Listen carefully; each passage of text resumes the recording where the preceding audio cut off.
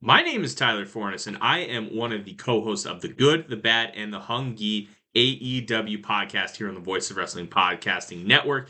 We take a broad scope approach to the world of All Elite Wrestling and the entire universe of Tony Khan. We talk about the big matches, the big stars, the promos, the storylines, and we also look at it from a big picture perspective. How are things going to change over the course of the next 10 years with AEW still in the picture? How are companies like WWE going to adapt and adjust to AEW? Are they going to be a similar way like they did with WCW in the late 1990s? Will there be a counterpunch? We talk about all of that and more on The Good, the Bad, and the Hungy every week on the Voices of Wrestling Network. This podcast is a member of the Voices of Wrestling Podcasting Network. Visit voicesofwrestling.com to hear the rest of our great podcasts, as well as show reviews, columns, opinions, and updates across the world of wrestling.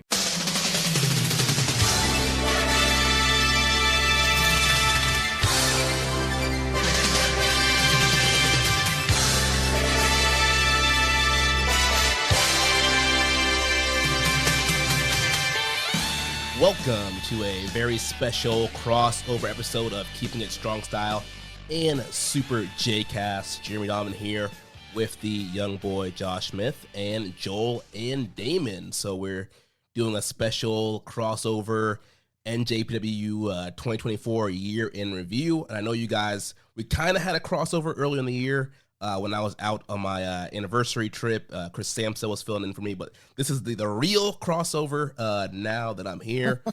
Joel, Damon, how you guys doing? Yeah, Joel, you go first. I'm a bit annoyed actually because I've just opened up the notes you sent. I thought we were here to talk about horror movies, and there's all this shit about pro wrestling. Oh, we can talk about horror movies. We don't have to talk about pro wrestling. They said it was a special crossover episode, and we know how you guys are. We can veer off, and we don't have to stick to these notes. For our own benefit, for everyone's benefit, the notes are chef's kiss. They're perfect. Because anything that can get me off track usually does. I have the attention span of a gnat. So yes, the notes are good. You did a great job. Everybody did a great job. Hi everyone. We're on the interwebs now, Joel. We had to turn on cameras and everything and put on pants. Well, I mean, technically, we don't see your below, so you could have. Trust me. Even if the camera was down there, you wouldn't see much anyway. I think this is the first time we've all seen each other since what was that? New York, 2019. Yeah. Holy shit! Yeah. Oh my god, it was that long ago. Yeah. Holy shit. Yeah, that was Rev Pro, was it? Yeah. Oh no, it was the WrestleCon. WrestleCon. The March Hitchcock Memorial Show. That's right. That was a good show. We ran into each other here and there, a bunch of different places. You know how it is. Yeah. Mania weekend, which none of us even go to anymore. I mean, I did the Philly stuff. I went to a handful of shows, but yeah, it was like, yeah. Have you guys ever gotten out to the Dome? No, but next year. Next year? 26 is where Tanahashi's retirement. Right here now, lads. There's no way I'm not going to be there. Got the winter coat on. How's the weather out there, Joel? Yeah, it's good. It's good. The people are queuing up already. They're just desperate to get tickets for January 4th. January 5th, not so much, I've heard. But, yeah. What's happening January 5th? I don't know. There's just some white people coming in. I'll be flying back by then. January 5th is when people go home after they went to the Tokyo Dome. That's what happens that day. It's the New Year's Dash, right? Oh yeah. Yeah. I love Dash. Actually, I do like Dash, but it hasn't been Dash in a few years. Yeah, it's kind of lost that surprisiness of it. But yeah, I don't know. We'll talk about it. I'm sure we'll talk about that nonsense show. Well, the first thing I want to bring up before we jump into anything is just the professionalism that you guys exude, because we messaged you. We asked you if you wanted to show up many weeks in advance. You said yes. We all agreed to it. And you're here. And the fact that we were able to coordinate something like this, and that we didn't have to continuously message you and ask, hey, are you keeping this date? Are you going to be showing up? Are we still on to do the show? And then to get no answers, and then to get rerouted, and then to never, and then just get ghosted and never even do the show. Several years in a row, multiple times. That's never happened, but glad you guys are here doing this with us. I know who you're talking about. At least we have the dignity to and the decency to text you and tell you at the last minute, oh, I completely forgot. So we would do that. We would at least do that for you. Yes. It's rare. I mean, I don't do these anymore, right? I rarely hop on somebody else's show. But for you guys, yes, I was like, yep, we can do that. We can make that happen. So I'm excited. This might be controversial. I think I would take all the QAnon heat for the guy that actually turns up to the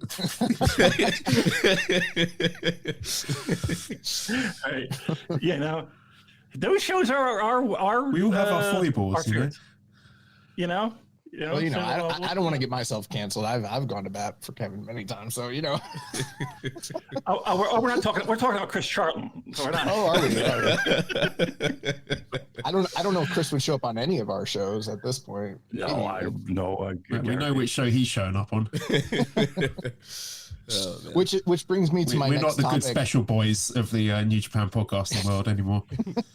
So, what everybody wants to know is, what was the best New Japan podcast of 2024, and why was it one of us and not, keep the Stiff Boys? Why is it that? Oh, I mean, it was the Ichiban Sweetcast. Ray from Curtis. I love those guys. They rule. Me too. Okada Shorts. Do you think our best work was in 2024, Joel? I think our best. I love it already. It's just a massive circle jerk. I think so. I think it's been one of the biggest years. I say if we're sort of looking at the tail end of 2023 and early 2024, one of the most tumultuous years for New Japan in recent history, and that has required a lot of hard-hitting coverage, and I think that's really sort of helped to separate the wheat from the chaff in terms of the people who cover it. And there was a lot to talk about, and some of the takes have aged well, some not so well, but we're always right, so we're fine. We're sitting pretty. We're okay. It was a weird year. I mean, just from every aspect and every angle. It was probably one of our weirder years when it comes to just being a fan of this and then doing this, not your dopey show, doing our dopey show.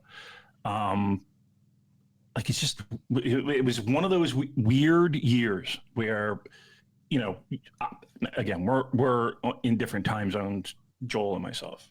And I wake up and I see the conversations that Joel will have. And I'll just be like, wait a minute, what the fuck? What happened? I should caveat that this year has also ended with a lot of wrestlers angry at us.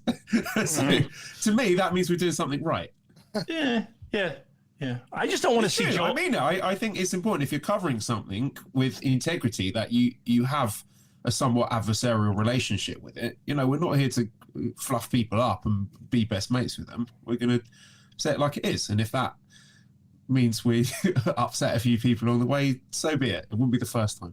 Hey, someone on the roster just the other day quote tweeted us and included us on and was doing a back and forth with another wrestler, both New Japan guys. And I was like, why did they quote tweet us? We have no interactions. I was like, they must be listening, I guess. But then I was like, oh shit, they're listening, and I've definitely buried this person in the past. Maybe they haven't heard those episodes. I don't know.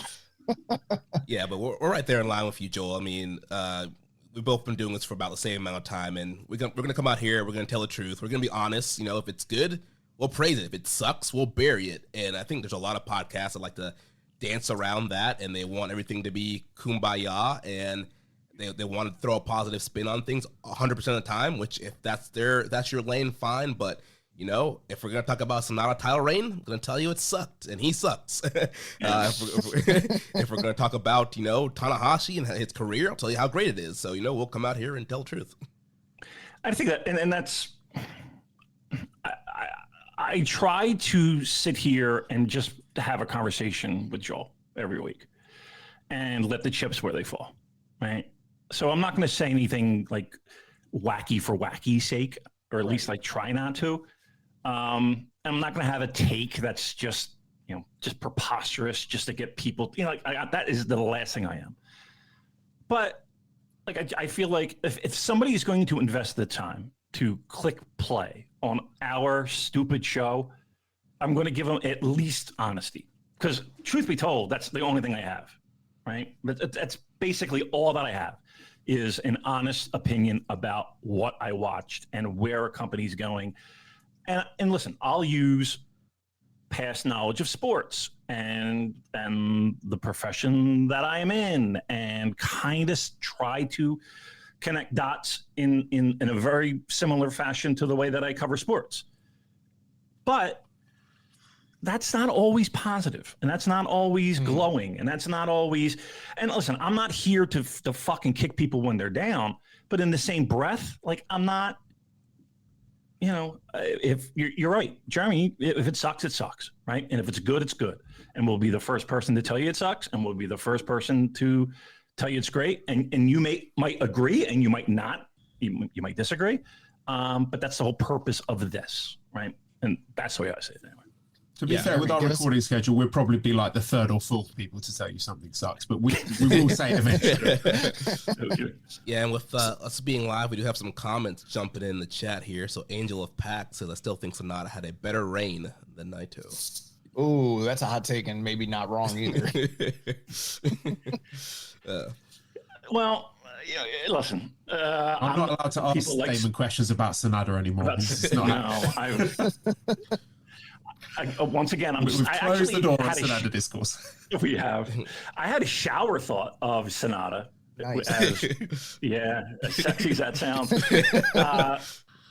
It was like, again, is there a guy that has gotten more opportunity and more chances? Like, I can't think of another guy in that roster that's been given more coats of paint and let's try to make this work. And just, it's amazing to me. It's amazing how much time and effort. Imagine if Hiroshi Hase had gotten the opportunities that Sonata got when he was with New Japan. And to a certain time frame, in a certain manner, like, he was probably one of the more trusted hands in that company. But yeah, it's just like, my God. But listen, if you like the dude, great. I mean, I'm glad that people can turn on a Sonata match and get some pleasure and enjoyment. Right? That's great. I ain't that guy. That's for fucking sure. Right, man. Well, speaking of, the world title and title reign, that's kind of the first segment I want to kind of talk about in 2024 is the World Heavyweight Championship scene. And, we started the year, we had Naito and Sonata main eventing in the Dome, Naito winning the title. Of course, then we would have Jon Moxley eventually winning the title at Windy City Riot for Naito then get the title back. And then eventually it's dropped to Zack, and that's kind of been the main scene. They've all had defenses. So throwing it to you guys first, what are your thoughts about the title scene this year? I think one thing that we seem to be lacking in this era is that standout passing of the torch moment. If you sort of cast your mind back to things like the Rainmaker Shock, or even after that, like Wrestle Kingdom 10, we've not had that yet, where we've had one of the standout new generation getting that moment where he's beaten the previous top guy, the top ace in the company, and where you can hang your hat and be like, oh, okay, right, this is the new guy. So we've had Naito hold of the belt, and then he's given it to Moxley, which is kind of a lateral move. And I can see the intention there to, try and do some numbers in the West, and also have Moxley working with some of those younger guys to give them the experience of working sort of top end programs like that. And whilst it didn't necessarily go the way we all hoped it would, I could at least see what the plan was there before getting it back to Naito. And then Naito, again, you might have thought, okay, is he going to be the one who drops it to Shota or Tsuji? And those opportunities were there, but they've gone with Zack, which I think is the right move. But now I'm just looking ahead to the future and thinking, okay, so what is going to be the moment? Because they're going to have to do it at some point. At some point, one of these new guys has got to win the big one. And it'll be interesting if it is Zack who gets to do that pass at the torch moment, whether it's January 4th or not. And not someone like Naito, who has been holding down the fort for the last I don't know, 3-4 years and has been ridden into the ground. But I just think it's interesting looking at sort of the intentionality behind what they do with the big belt at the moment. Could be Ricochet. Could be. Yeah, I think this is a weird year, right? In the sense of, while there was a lot of instability, the actual title itself was pretty stable throughout the year. And the people that held it were people that you could trust and rely on. And there really wasn't that, and maybe we see that in a handful of days, but we don't really have that super duper elevation, right? That I guess all of us are kind of waiting for the shoe to finally drop. And we know it's coming sooner than later. But I think I'm kind of glad that they haven't as of yet. And I'm kind of glad this is New Japan. And again, they go for the long term and the slow burn. And it's as much as we were standing on a mountaintop in 2021 and 22 and 23, like, come on, let's get these guys going. And, we got to build some stars. People are going to be sticking around, et cetera, et cetera, et cetera. I'm kind of glad that there is that slow burn. I'm kind of glad that there was, at the very least, a sense of stability at the top. And I think that's paramount. Yeah, I think the booking itself was certainly stable. They're sticking to the plan to the best of their abilities here. But there's also an unevenness in terms of fan interaction, quality. Some of the title defenses did big business. Some of them had really great, quality of matches, but there just didn't seem to be that sustained excitement and investment from the fans and the audience with what they were doing throughout this year. And it really just comes down to, I don't know, it reminds me in some ways, it's not a 1-for-1, but I remember in like 03, 04, they're trying out different champions, who's going to be the guy. And they would change the title. And when they changed the title, there was always that excitement. But then the follow through afterwards was where things were lacking until, probably until we got to like Tanahashi in 05, really is where things started to kind of settle down a little bit more. And as good as like Takayama and Fujita and all these different guys, Nakamura were as champions, they just didn't have the juice to carry it through all year. And, Naito, he's had some incredible title runs, but this just wasn't his year to like have that signature run the way they wanted him to. Mox was kind of the same thing. Sonata came in and, kind of just limped into the Tokyo Dome. So, and with Zach, we're at a point where I think it's great that Zach has the title, but there's definitely some things to kind of criticize. There are some indictments on the title run, even though some of the matches have been fantastic. So I am interested to see where we go from here, if there is going to be a more stabilizing force in terms of the booking. Because like you said, Damon, they book for the long haul. And I'm wondering, like, do they have a definitive plan to try and turn things around? Are we going to go with one of these Lions, one of these guys that return from excursion? Like, are we going to pass the torch? Or are we going to play some hot potato for the next couple of years? Like, which way is it going? Are we going with the Tsuji or an Oiwa or Umino or not? Or are we just going to have to try them all out and see, if a piece of spaghetti sticks to the wall, Yeah. I mean, I think that's exactly what we're looking at, right?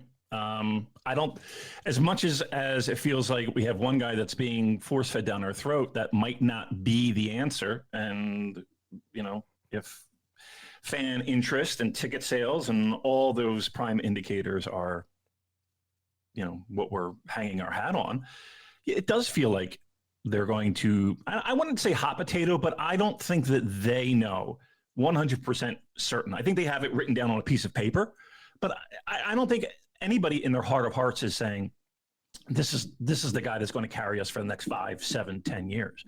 And I think that's twofold. One, we're talking about a time where, arguably it's the greatest pro wrestling era, in our lives, right? And if it's not, it's in the conversation to be.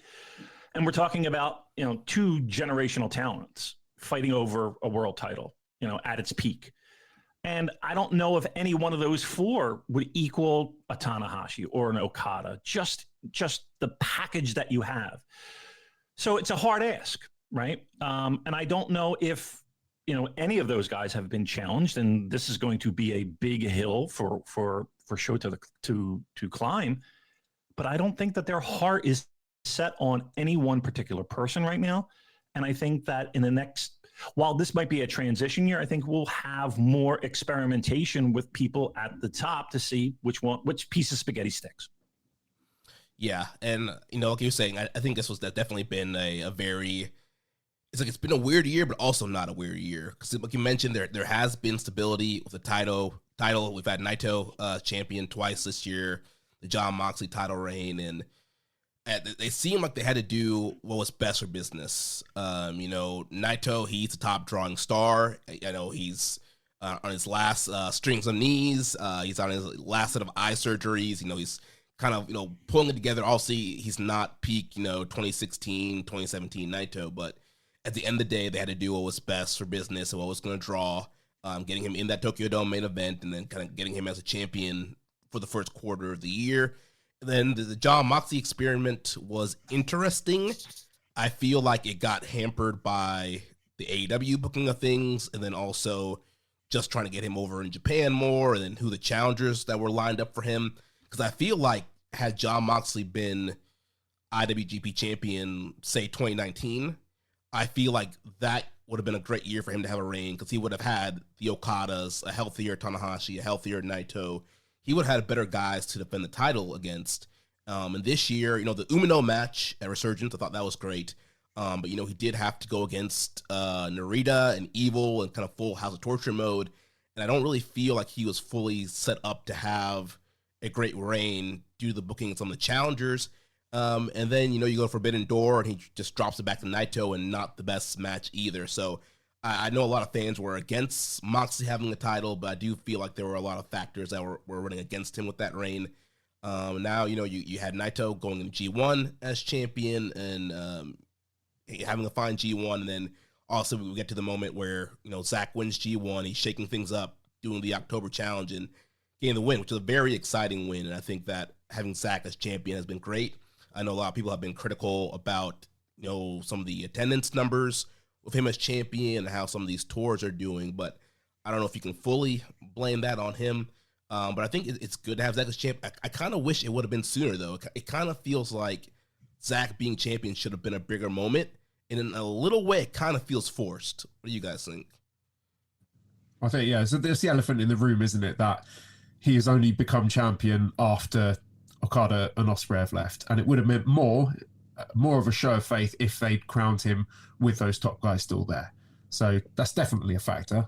And also, to your point on Moxley, there are all those mitigating circumstances, but I think you can tell the guy was at least clearly miserable at that point. He was not enjoying what he was doing, and of course that's going to affect your work. I'm not making excuses for the guy, but he looked like he was not having a good time, and he looked like he'd fallen out of love with pro wrestling at that point. So I think, had he been working for a home promotion that was a bit less skittish, then maybe he would have been able to contribute more to the Naito matches and the Ren match and the Shota match. But as it was, I think it was an experiment that was worth doing, but in the end has kind of left a bad taste in a lot of people's mouths. I didn't hate it. I will say this, that Chicago gate was probably one of their biggest houses that they drew. And that was right on the back of that match. Yeah, and I think Joel hit a good point. And again, I don't know where he was mentally when it came to being the guy to carry a promotion, or even if the ask was, if it was just a placeholder and just, hang on to this thing and you pop the house and, we're going to, just carry this fucking thing around with you for a little bit. And, we're going to take it off you shortly. I didn't hate it. And I understand why it was done. And I understand, the fact that they made, they paid some bills with that gate. That said, look, I was super pumped for Zack. I was all in on the title win. I think he's been an outstanding champ.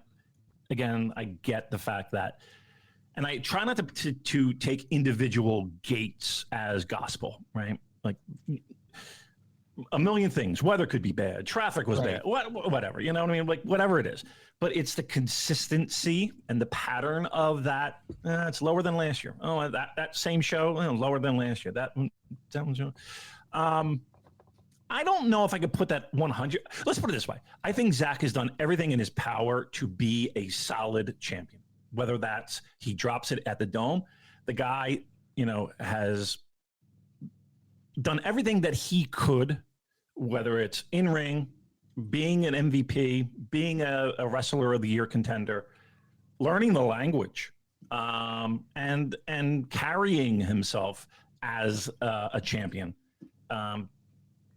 I don't think he's a terrible transition champion, but I think that people fully understand that he's a transitional champion.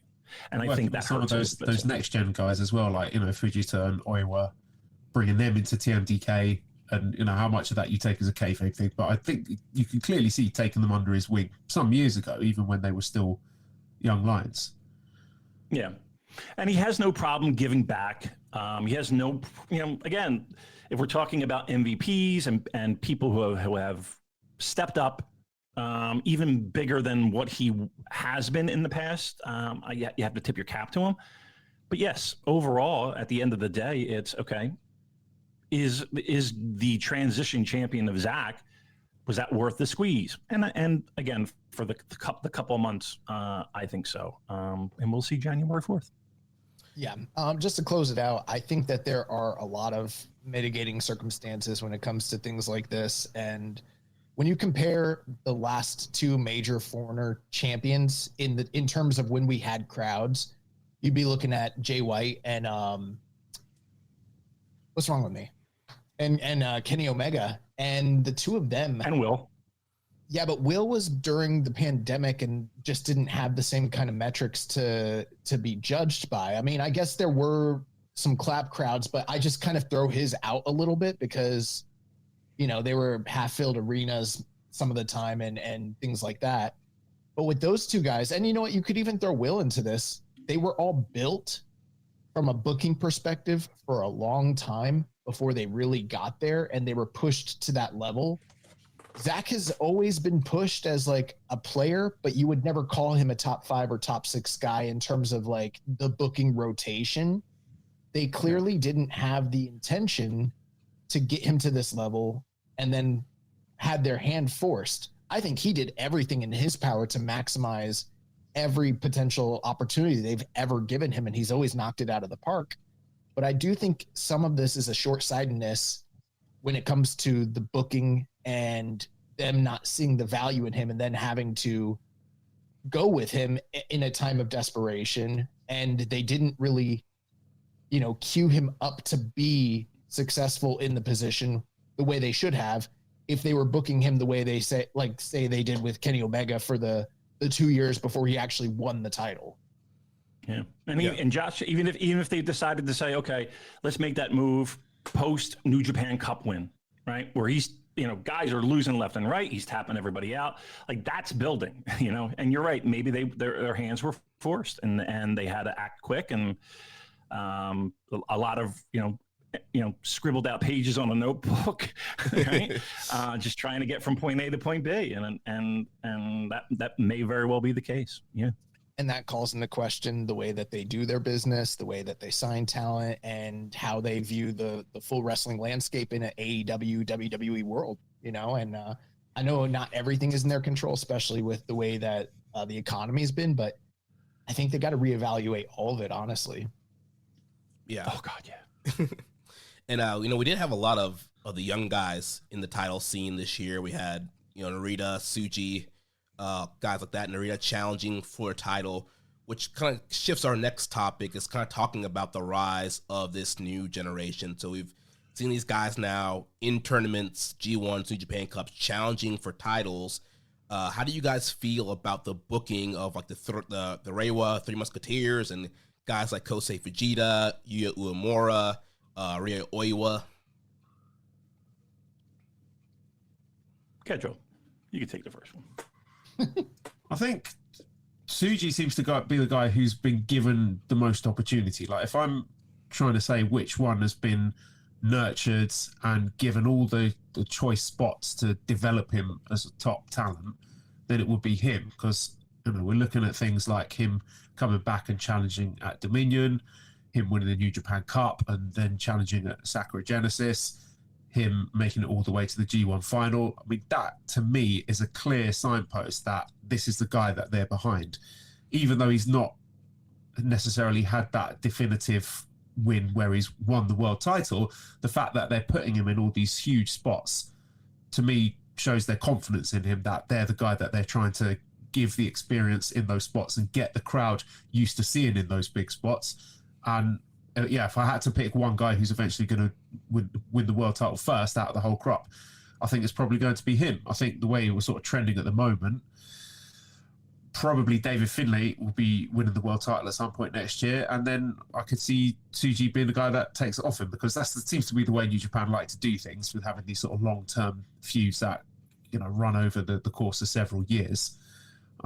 Shota does feel like a pivot, but I think one of the nice things about not necessarily having a standout guy, despite what I've just said, is that there is the fluidity to it, so that if one guy does grab the ball by the horns, then they can pivot and go with that guy instead. So I don't think Shota is the guy that they have at the top of their mind, but if he delivers on January 4th, then they might think, actually, maybe let's go with him instead. I think they're the two standout guys at the moment. I don't think Ren is anywhere near that conversation. Yuya, it's hard to tell. I don't think he was being built up as a main event player anytime soon, and obviously he got that unfortunate injury. And Oira, I think, is a guy they're going to be taking their time with. But if I had to pick one guy who's head of the class at the moment, it would be Tsuji. Yeah. I like the fact that throughout the year, and even throughout, the past 4 years, 3 years, maybe even, you have these guys put in different situations as almost stress tests, right? Just putting them in bright spotlight, big time, top of the show matches, and then pulling them back, right? And then kind of re-releasing them into the wild, right? And we've seen that in a lot of different ways with a lot of different guys, which kind of just re-emphasizes the fact that I don't know if they know, right? And I think that they're in constant, okay, let's put him in this situation. Okay, let's put him in this feud. Let's see if he can work this style. And a lot of these guys, their excursions might have been cut short, or they may not have gotten that true excursion experience, or, it might be just a case of you got to learn sometime, right? We're going to throw you into the deep end of the pool, and let's see what you can do. This, to me, this is a deep end of the pool moment for Shota. Like that big building behind you, Joel, like that's their biggest show of the year. And he's coming out last, right? That one right there.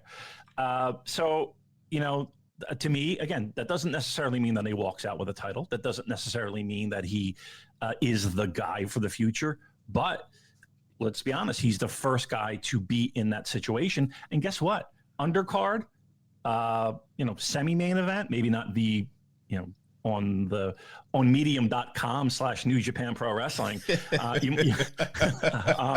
you might see a different match order, but there's a big time match with just about every one of those guys at certain levels and certain pockets.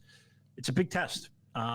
We knew this day was coming, but now it's like, I think that's what I'm most excited of. This is like a true, the light and the spotlight is as bright and as intense as it's going to get for New Japan Pro Wrestling. Let's see what you can do, kids. Yeah, I think you both bring up some really great points there. And there has been that sort of stop-start, push a guy, see how they're doing with the stress test, like you mentioned, Damon, and then kind of pulling them back. One of my concerns has been when somebody, from a fan perspective, because I don't even know what management is always looking for. It might be something totally different than what we as fans are looking at. But, someone will seem to fail a test and then they're put into a prominent position, or other times someone will seem to have knocked it out of the park, and then they're slow rolled and they're kind of drawn back again. And you're like, when are they going to figure out which way they're going? I think what they're doing right now, we've gotten to this point. This is a transitionary Tokyo Dome season. It's very different in a lot of ways than what we've seen over the past decade.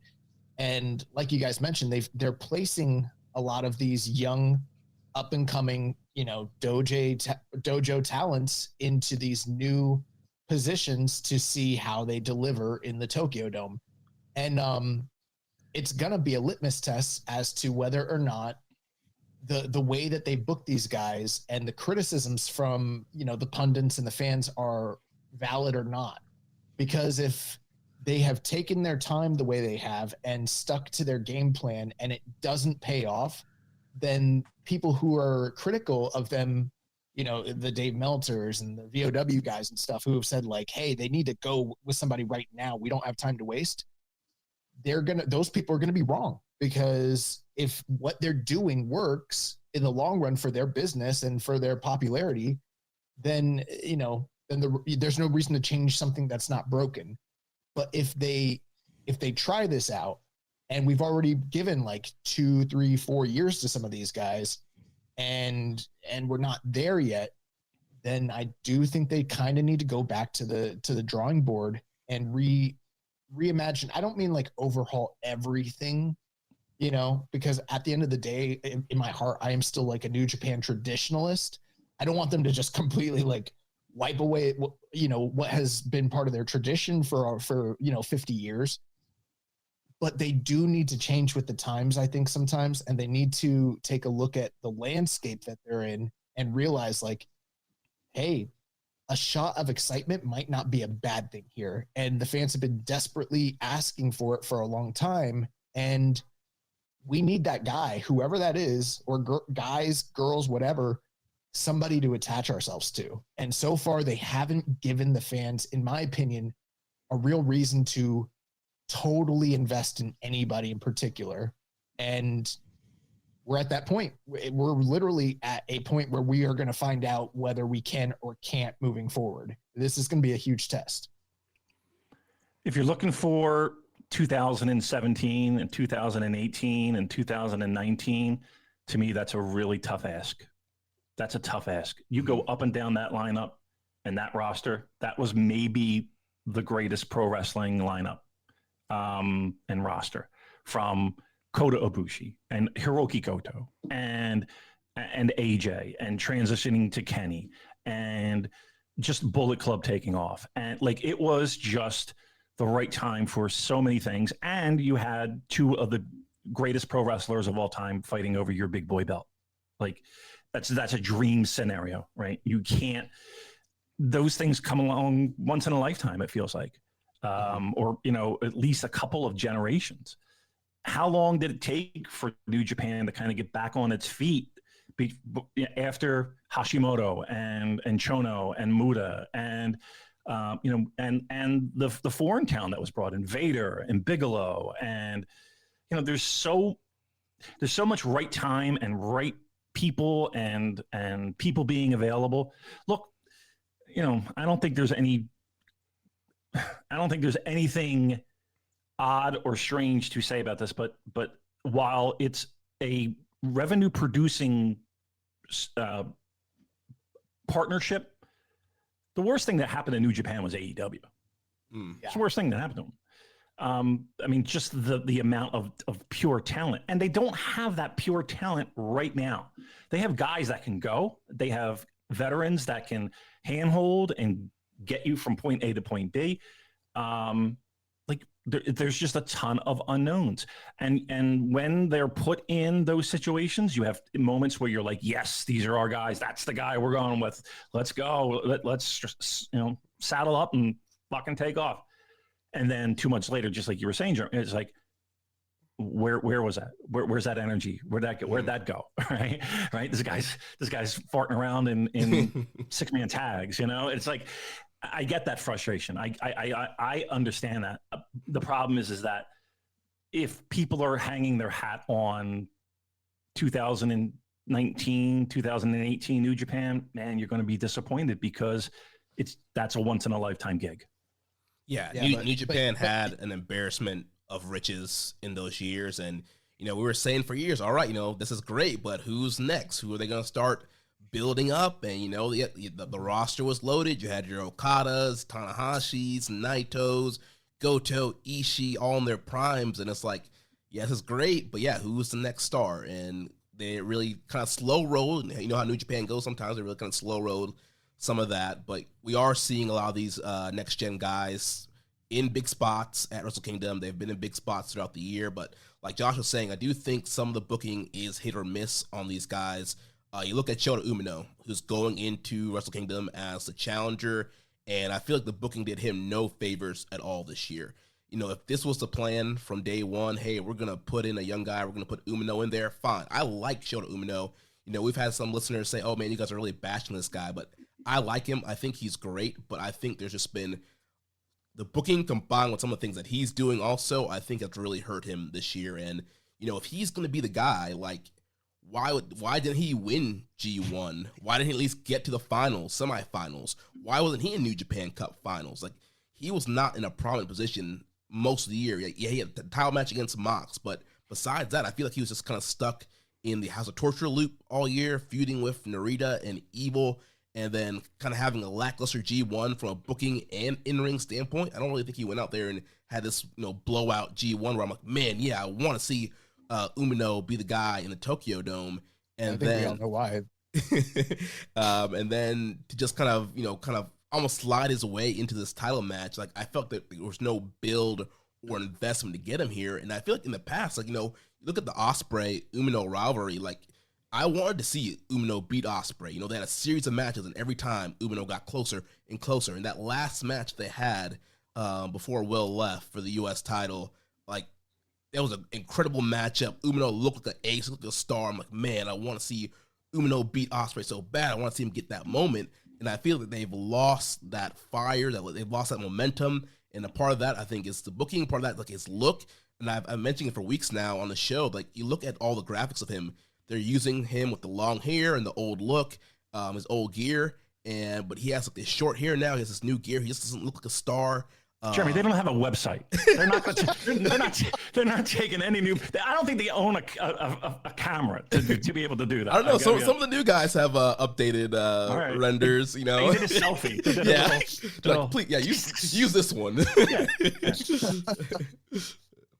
Oh my gosh. Yeah. When you said that thing about how long did it take them to recover after Hashimoto and Shoto and them, I was like, don't say that. My stomach just dropped. Like, yeah. I mean, and there were other circumstances, that helped, the rise and the fall.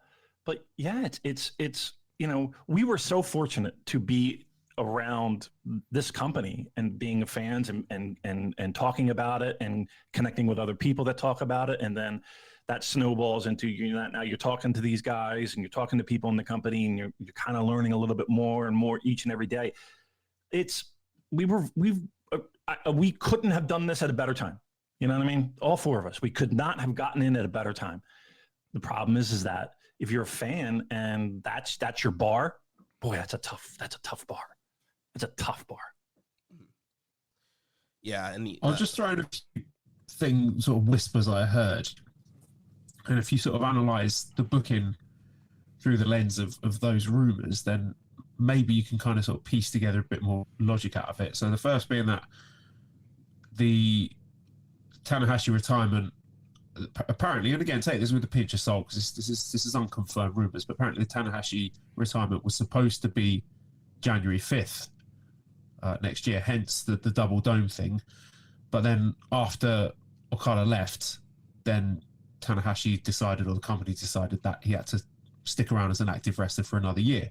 Wow. So the January 5th thing ended up being a pivot to the Wrestle Dynasty thing. And I also heard some whispers that the original plan for January 4th main event was Zack versus Moxley. So, and again, I'm not saying that those are gospel or that even I necessarily believe them, but if you just sort of explore that as a thought exercise, then some of the decisions start to make a bit more sense in terms of the direction for Shota Umino at the start of the year, and then the hard pivot as to where he is now. And obviously, I think the plan was always to do Naito versus Hiromu, hence trying to get the belt off of Naito and having Zack calling a shot early. But it's just something to throw out there to think about in terms of... What's your guys' your gimmick behind the Discord? Pastrami? The deli. Yeah. The deli. Yeah, we're getting deli shit and we didn't even pay for it. Hey, listen, we gotta boost up that Patreon. You know, we gotta give people little tastes, and then when you say that two white guys were gonna fight in the dome, my knee-jerk reaction is they would never do that. But they're already doing so many things right now that I never thought they'd do, that I'm just like, fuck, they might have done that. Who knows? Like, yeah, I mean, as much as we sit here and say, well, this is New Japan and this is what they do, and this is, you know, the patterns that they do, in the same breath, I mean, you look at that post Wrestle Kingdom show, you know, that's a crazy TNA-esque, you know, New Japan show. You know, there's just a lot of stuff, like a lot of dream matches that no one asked for. It's really amazing. They're the kind of matches where if they were happening in PWG, I'd be like, fuck yeah. Right. I mean, as a wrestling show in a bubble on paper, I mean, there's some stud matches there, right? But in the context of like New Japan and all, it's like, what? Like, is this like Fantastica fucking Mania we're doing? You know what I mean? Yeah, that very some interesting stuff coming up there. Very honor rising. Yes. But you know, Joel, you mentioned Yota Tsuji earlier, and yeah, I do feel like he's one of the guys that they're kind of hitting it with for the most part. You know, he gets a New Japan Cup win, whether that was a plan or not.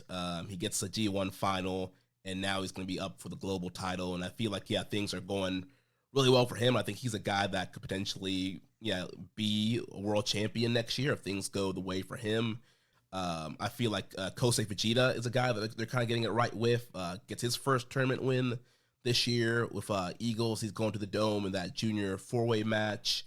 Oiwa's being slotted in well in TMDK. I think there's more to come with him as well. And so, again, I think they're kind of finding the footing with a lot of these guys really well. Yeah, I'm with Joel. I don't know. They're in a weird spot. They have a lot of talent that they have to produce, have to produce, and yet they have these little pockets of guys that they bring in occasionally that maybe aren't necessarily full-time New Japan guys. That you're like, oh, okay, that's an interesting little twist. And you know, your mileage may vary with like a guy like Jake Lee or whomever. Like, I like the fact that they have these guys that they can lean on a little bit, that have a little bit more experience to get you through those mid-card moments that. Quite honestly, for years have been pretty stellar when you had guys like Shibata and Ishii, and you know, you weren't going to get popcorn in the middle of the show. Let's put it that way. Yeah, I disagree. I think we're in a great era. I like Matt Riddle. I like Nick Nemeth. Yeah, big fan of that show. Yeah. Big fan of Ali. Yeah, Mustafa Ali. Yes, absolutely. Oh, Nick Nemeth. Love it. Keep them coming. I do think we should, like, in all seriousness, it is exciting the fact that they have got this group of young Japanese heavyweights coming up, because I've been saying on our podcast for years, David, that has been a massive gap in their roster. Like, even when we were having sort of the glory years of, 2018, 2019, there wasn't that sort of next up and coming group of Japanese heavyweights that you think like, yeah, they're going to be carrying the company in the future. Because even then you're sort of looking at what, like Sanada and Evil, and even then you could see like they're probably not going to be the guys.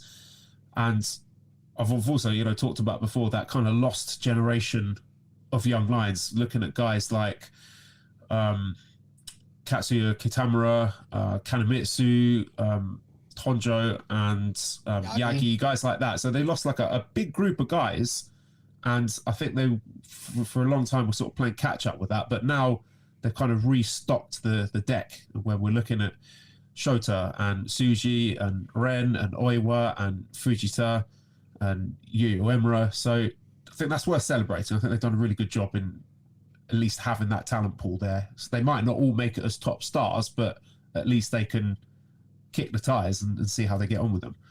Where do you put the booking? Where do you put the like, if we're going to post blame for the struggles that this company might have in getting those young guys over? Is that the talent or is that the booking? I think it's a combination of the two, but I will say this, right? We'd been on this show for a long time being like, hey, they've got this long list of guys that are off an excursion. When are they going to bring them back and how are they going to integrate them? Because it feels like they're going to just do it all at the same time. And they didn't happen all at the same time, but it was like within the course of a year, everybody pretty much came back and they didn't seem to have the firm game plan in place for how they wanted to use and integrate all those people. I think some of that foresight, that pre-planning was kind of missed there, whatever that might be. And then, I mean, not for nothing, you guys fucking knew Okada was leaving a long time ago.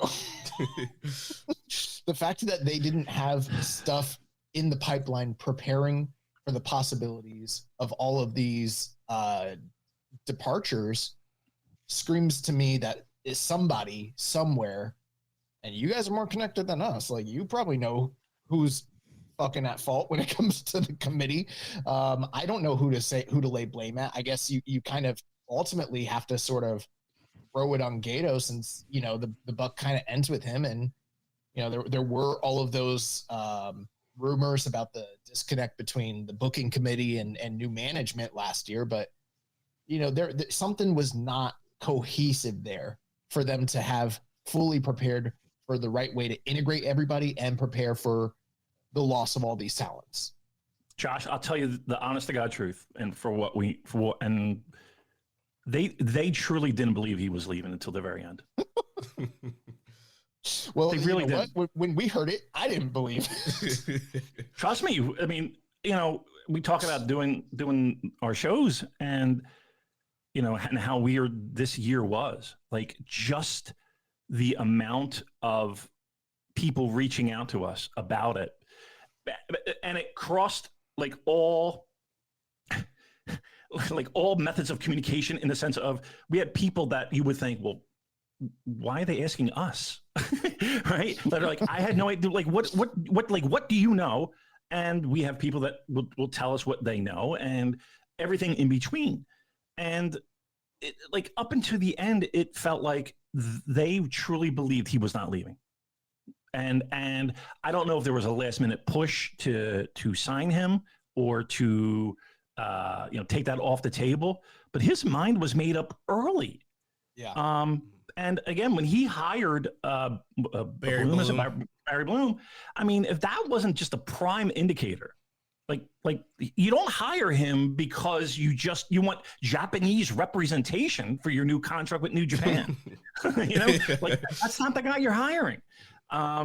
Like, and even then there were, I don't, that's not unconfirmed and blah, blah, blah. And, you know, some of it is wrestling PR, you know, let's not tell any of the people who are not behind the doors and the curtain anything going on, because we're going to run this company like it's 1976. But it was amazing to us how just mind-boggling it was of, they're actually there with their pants down, you know, and that, to me, that's maybe the most kind of cold water splash on your face moment for me that year. That was like, because you think, well, it's New Japan Pro Wrestling, and that lion mark means something, and this is a real company because they run that building right there, so they got to be legit. And just the amount of, what are they doing? How are they not planned? How do they not have a plan B? How are they like, that encapsulated everything to me of what goes on behind the scenes at New Japan Pro Wrestling. Just like a hazy plan in the distance, but no one really knows 100%, and everyone's kind of left in the dark. It was that moment that sort of seared in my memory. I think it was one of the New Beginning of Sapporo matches where at the end of it, Okada's in the middle of the ring with all his Chaos buddies, and he's just spinning around his circles going, yay! hey! And that was the moment, I think, where the penny dropped. And exactly as you said, Damon, that was the same phrase in my mind. New Japan with their pants pulled down. And they just, the whole company looked fucking ridiculous then, with this guy making a mockery of him, the whole situation as he was walking out the door. And I think that's what the company needed. They needed a kick up the arse to be like, no, this is actually happening. You look like mugs now. Pull your finger out, because otherwise this is going to get much, much worse. Yeah, Josh, looks like your mic's disconnected.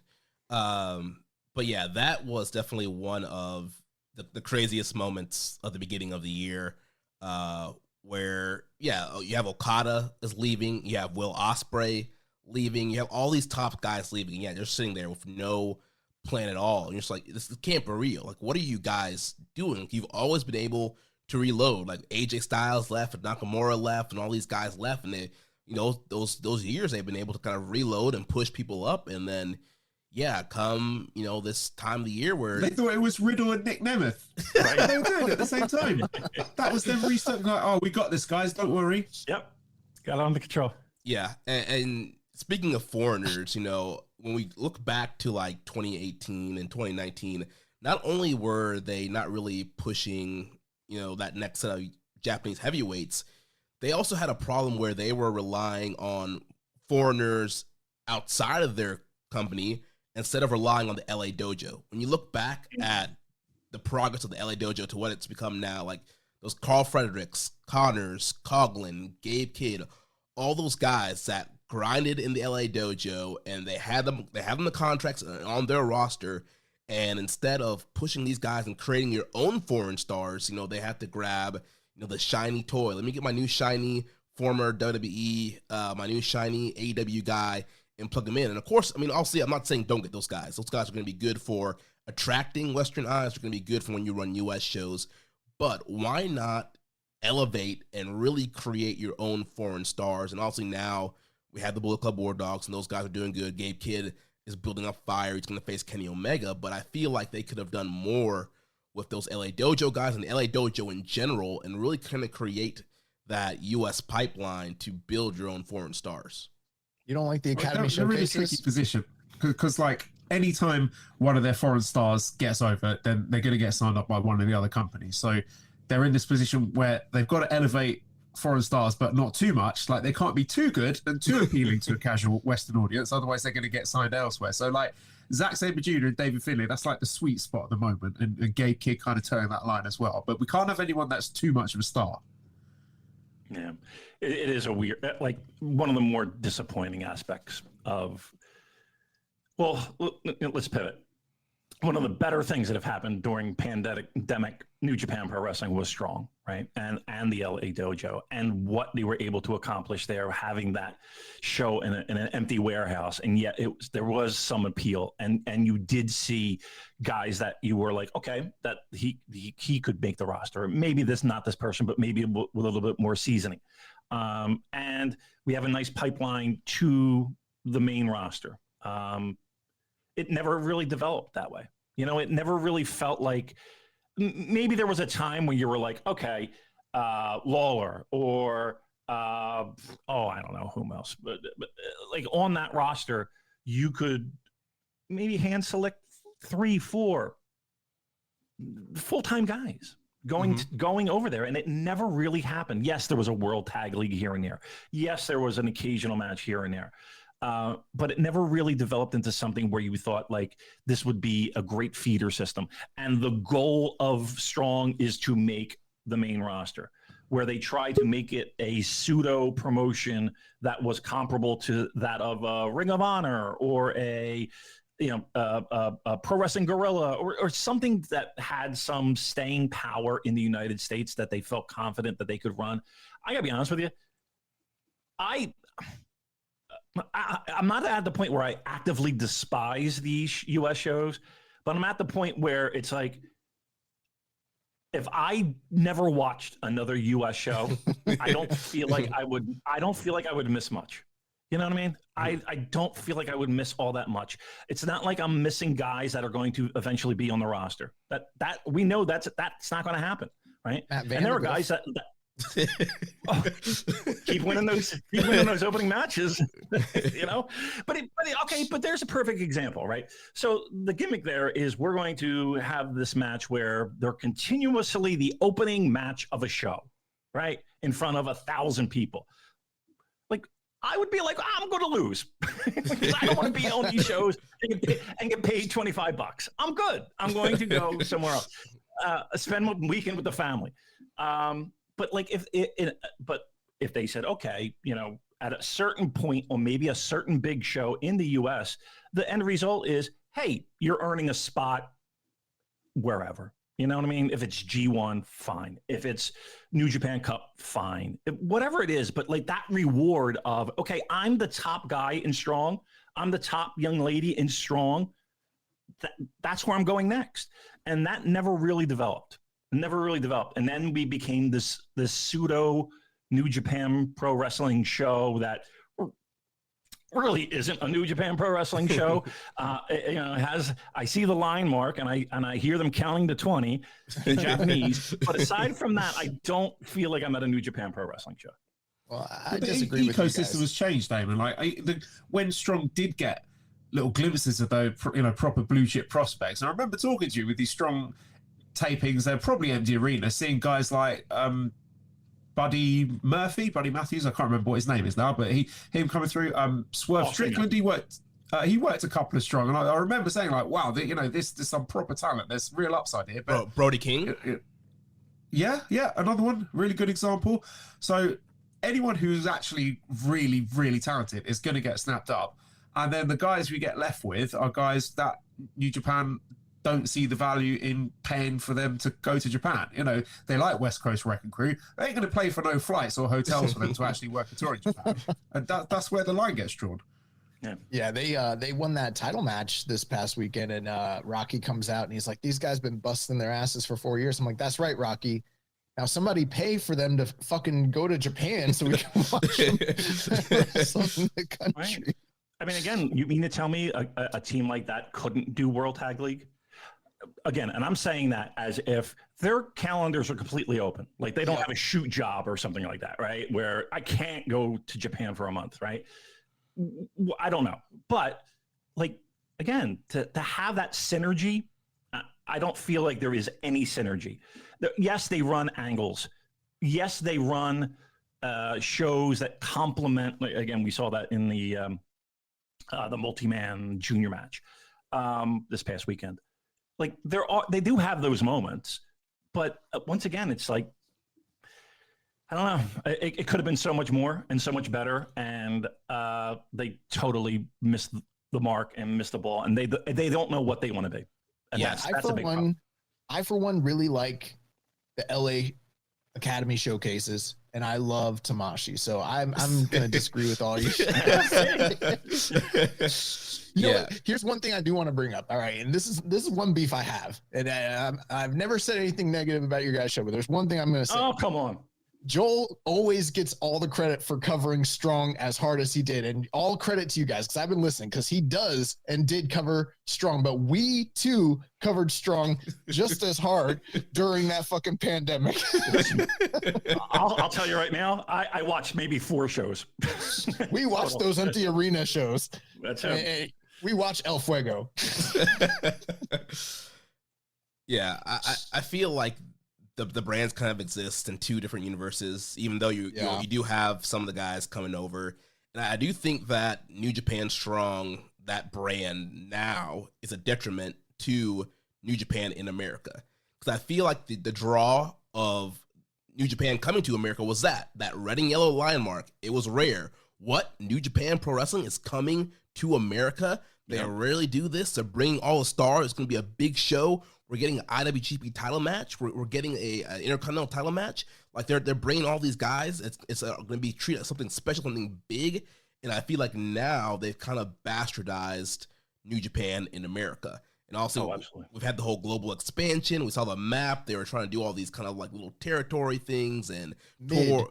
Yeah, they had the mid on the map and trying to do the whole U.S. thing. And I feel like now New Japan Strong really hurts that because you see that blue New Japan Strong logo. You know you're not getting really New Japan. Like sure, they might throw you an LIJ multi-man. They might give you, Kojima. Yeah, my man Kojima. They might give you, a TMDK tag match or whatever. But you're not. I mean, exception for maybe like Battle in the Valley last year, you're not really getting all the top stars in big spots, in big moments. I mean, the last show before this one, we had, Gabe Kidd and Vegeta in the main event, which I love those guys, but for like a big show in the U.S., like, is that what you're main eventing? And then, last night, we had Mercedes and Hazuki, which was an excellent matchup.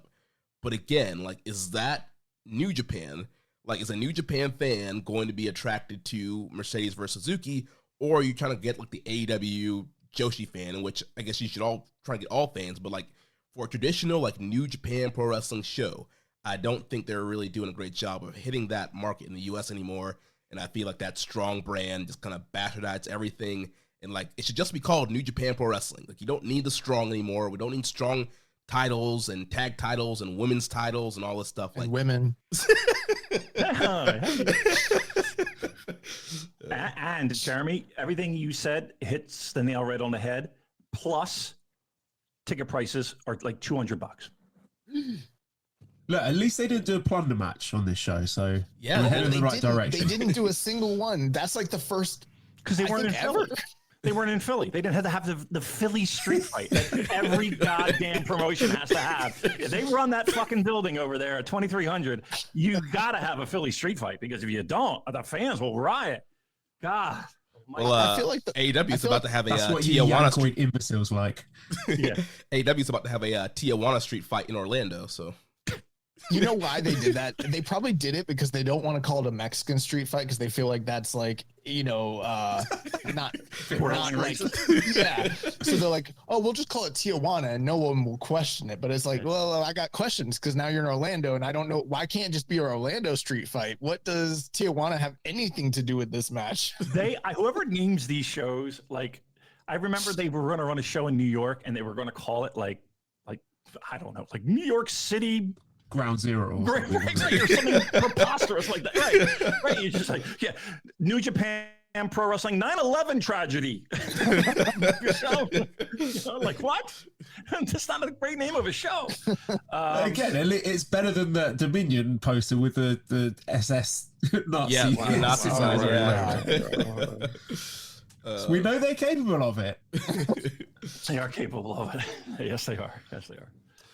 So, we just talked about like the U.S. and some of the global expansion. How have you guys been feeling about the partnerships? Obviously, we've been seeing a lot of stuff with AEW and the Forbidden Door. We're seeing Wrestle Dynasty. There's been a lot more stuff with CMLL. There's always Fantastica Mania, but we've seen a lot of guys go to Mexico, and we've seen some Mexican guys being fused in New Japan now. There's Rev Pro, Impact. How are you feeling about New Japan globally? I mean, we kind of talked about the U.S., but I guess with their partnerships, how are you guys feeling about that? Now, listen, Rocky needs to work too. It's the guy needs to put food on his table. Yeah, I mean, sometimes it feels that way in the sense of, wow, we have a lot of partnerships, and wow, Rocky Romero is second from the top on all these shows. That's crazy. That's amazing how that it works out. And then on a lot of these strongs, we do see a lot of CMLL representation. So I'm sure it is a back scratching situation in both cases. Look, it is, as long as it's, I think from a U.S. perspective, it is a easy way to put people on a show and fill out a show on the cheap. I mean, if we're being honest, I mean, it is one way, and it's not like they're the people that they're bringing in are garbage. They're very good, but again, it just feels like it's a good wrestling show as opposed to anything that really feels cohesive with New Japan Pro Wrestling. They've had partnerships throughout their history, and sometimes they press hard on the gas, and sometimes they'll ease up. I think the partnership is good in the sense that it is a cost-effective way to fill out these U.S. shows. I think it's a thing where if they're in a pinch and they need talented bodies to help fill out a card, they're there, both in the UK. And again, we get, CMLL gets to reap some benefit from that and get some new fresh talent in the mix there on a promotion that, arguably is promotion of the year. So look, I can't say from a fan perspective that this is a marriage made in heaven. The AEW stuff, quite frankly, I could do without. I honestly, I like the fact that you have guys that can get on national television in a heartbeat, right? And they're getting more eyeballs on them than they probably would in any other way, right? Of methods that are available to them. I just think it's a weird dynamic. I don't know who it's helping. I don't know who it's helping. Aside from one-off shows where they're counting the loot at the end of the night, and we're in the red or we're in the black. I don't see. I guess when this was first thought of and first announced and first kind of put into motion, I think people had a vastly different idea of what this could be and what it should be, and what it is now. It's Fire Pro Wrestling. It's, again, dream matches that nobody really even thought we would even want. And on paper, they sound cool, but in the grand scheme of things, it's Fantasticomania in the US. Yeah, it's cool matches in a vacuum. And I sort of liken it to having a sort of relationship, like a fuck buddy with someone who's really, really attractive. And then you start getting carried away, and you start thinking, maybe we'll get married and have kids. But no, you just forget that shit because they're just not reliable enough for that. But when you do hook up, you always have a good time. And I've been a bit sort of softer on the AEW relationship than a lot of people this year, because I think New Japan have got some really cool stuff out of it, like the Takeshita G1 run, brilliant. Getting Kenny Omega at the Tokyo Dome in a singles match, brilliant. I'm not going to turn my nose up at that. But I do genuinely think that Tony Khan's intentions for the partnership are good. I think he really loves New Japan and wants it to work out and wants to do right by them. But not at his expense. You know what I mean? Well, I don't know, man. I've heard that he's putting his hand in his pocket when it comes to AEW guys taking these New Japan dates in the States. So I think, I don't know. Whoever's fed me that line might be trying to give a bit of spin there. But my point being that I don't think he's like the boogeyman that some New Japan fans make him out to be. I just think it's a sloppy shop over there, and it's so disorganized that it's impossible to have any sort of long-term build or anything meaningful, because I think any plans that they might have had, even thinking of stuff for January 5th, have just been blown up and tossed in the bin and have had to be rebooked on the fly, because barely any of that makes sense. It's like you said, it's Fire Pro random select button. So I mean, I made my peace with the AW relationship. I know what it is now, and I sort of keep it at arm's length and enjoy the cool matches when they come. Bryan Danielson stuff with Zach this year, that's been great. So I don't think we should hand wave that, because there's been a lot of really cool stuff to come out of it that has benefited New Japan. Mainly when it comes to partner relationships, I just want guys who are talented and hungry. I think being hungry is a really important part, because I don't want big stars coming over who are just sort of going through the motions. I want guys who have got a bit of a chip on their shoulder and a point to prove, maybe trying to make a name for themselves or sort of turn around their reputation. And I would like to see more of that with CMLL. Just the CMLL stuff, I don't really know what to make of it, because we always talk about the Soberano thing of, he signed with New Japan, and then you can't find him with a search party. And at all. We've seen this thing like Templario has announced a new United Empire member. I think it's equally likely that he is an integrated part of United Empire and is doing loads of tours and loads of stuff with New Japan. Or the other option being, we don't see him ever again in the New Japan ring. Yeah, he'll be like Jay Lethal in Jay. Right. Yeah. No, they'll team together during Fantasticomania. Yeah. And I like Strong in Lowell, Massachusetts. Yeah, I think there's some good stuff coming out of the Rev Pro relationship, but that's just a fine line dance they have to do there, where they're not plucking Rev Pro's top guys before they're ready. Like, I know everyone talked last year about Luke Jacobs, but Luke Jacobs is a guy who they're building the company around at the moment. So it's like they've got to wait for Rev Pro to finish telling their stories with them and making their money from these guys, or get them before they start doing that, like a guy like Callum Newman, for example. So Again, I do think there's a lot of value in the Rev Pro relationship. And yeah, if I had one wish for 2025, it would be more CMLL guys, because they're great and it's a really top promotion at the moment. Callum Newman, man, there's a name we haven't heard, huh? I agree with the points you guys are making there, and by and large, I think you both bring up some really important and points that need to be had with the right perspective. Because it's easy to get sensationalized and to try and act in bad faith, but there's positives and negatives to all of this stuff. I remember when New Japan for many years ago had announced the IWGP Concepcion, and all these different groups were going to be part of their IWGP conglomerate. And we sort of still have a version of that. And I mean, in a perfect world, the guys that are together in this partnership, circle, which is, AEW, CMLL, Stardom, and New Japan, those are some of the best promotions in the world. It's like what you said, Damon. This should be a lot better than what it actually is, what it could be, but a lot of it does come down to what you mentioned, Joel, like the sloppy shop stuff where, and especially with AEW, I think that they've got their own issues at the time that prevent this partnership from being everything that it could be. The biggest issue, though, and the thing that I think really hinders and is the biggest detriment that draws back from any positives that might be gained from it, is how so many people have just been signed away to AEW from New Japan Pro Wrestling, which, like, I get it. These are human beings. They want to get paid.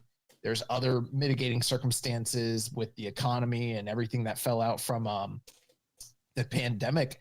So it's not like I think these people should be held to non-lucrative contracts and everything like that. But at the same time, when there's a partnership and so many different people get signed away, at a certain point, that's where the talk comes in, where it's like, all right, Japan is just a feeding ground in the minor leagues to these other promotions. And there has to be something in place to prevent that from being the case. I understand that we live in a free market society where people can come and go as they please, but if they're going to be partners, there's got to be something to remedy that ongoing issue, because it's becoming the biggest black mark on the entire thing. And why I personally, as a fan, am, and then, like, what I'm not that like everyone loves New Japan. If the money and travel weren't shit, then everyone would have stayed. It's just a simple question of money. That's what it comes down to. And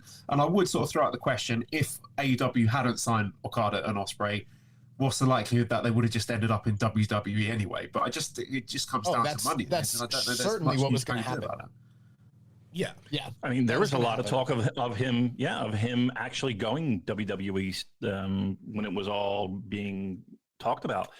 And I Jay guess would the have one gone comment if they hadn't have put that hiring freeze on. Jay would have definitely ended up there. Yeah. Partnerships in pro wrestling are always one-sided. I can't think of one that is like a nice, even Steven. Everybody's listen. There are 4 guys right now doing a Noah podcast at the end of the year talking about how they're fucked over by New Japan. Right? That's true. There's and you could do that for every single pocket of time, and even within the company. You think people that, like, I don't know, I'll give you a terrible example, but like loved wrestling and romance were like, okay, great, we're invading New Japan. No, they they wound up taking the bitch end of it. When the UWF came in, yes, there were times where it was like, okay, it may seem even, but at the end of the day, they were bitches. And I can't say it's always been that way, but it feels like it's always been that way. Anytime that there's always a dominant partner in a pro wrestling relationship. And the second thing is that these are independent contractors, and they're going to look for that, follow the money. Yeah. They're going to follow the money. The yen is down, Damon. The yen is down. It's reductive, but it's true. Like, there's nothing New Japan can do about that. Yeah, Pro Wrestling USA worked out.